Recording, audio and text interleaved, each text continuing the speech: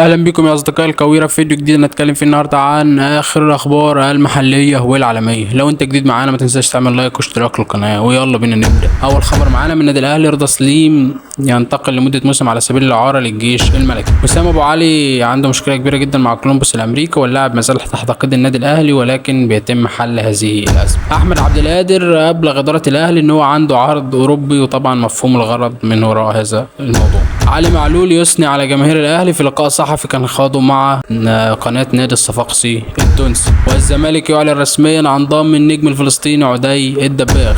نقلا عن القاهره 24، يان ماتيوس الجناح البرازيلي صاحب ال 26 عام يقترب بقوه من نادي الزمالك، وفي كلام انه الزمالك انهى الاتفاق وينتظر فقط خروج الجفالي او اي لاعب اجنبي لقيد اللاعب. الزمالك ينهي تعاقده مع تيدي اوكوب على اتفاق رسمي يضمن الحقوق الماليه مع النادي الزمالك. وبين نادي الأورزين السويسري احمد الجفالي تقريبا خلاص بيتم اتفاقه للانتقال على سبيل الاعاره لنادي ابها السعودي. الزمالك يضع الجناح خوان المينا ضمن حساباته لتدعيم مركز الجناح الايمن. فاركو يعلن تعاقده مع يوسف سيد عبد الحفيظ قادما من النادي الاهلي.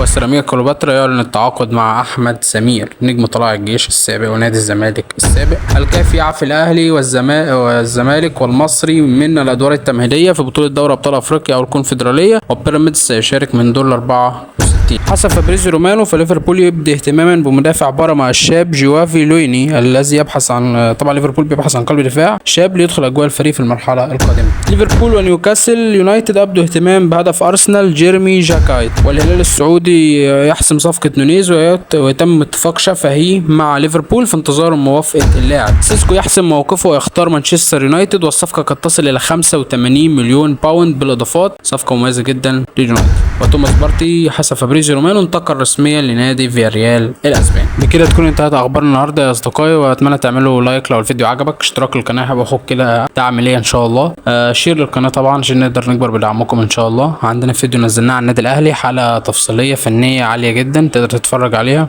كان في حلقه برضو عن نادي الزمالك. ان شاء الله بقى في تحسين ان شاء الله في المونتاج وتحسين في الاداء الصوتي وفي كل حاجه ان شاء الله. في الفيديو الجاي اللي هيكون عن فريق مانشستر سيتي، وهيكون في فيديو عن ليفربول مانشستر يونايتد ارسنال كل فرق البريمير ليج القويه ان شاء الله. يعني انتظروا الفيديوهات دي هتكون نازله. عندنا ايضا فيديوهات على الفانتازي البريمير ليج هتكون برضو ضمن الشورتس، وهتكون ضمن الفيديوهات الطويله تقدر تستفيد منها ان شاء الله. ويعني لو حد هنا انت وصلت لحد هنا فانا بشكرك جدا جدا. شير زي ما قلنا، اشتراك القناه ولايك، والسلام عليكم.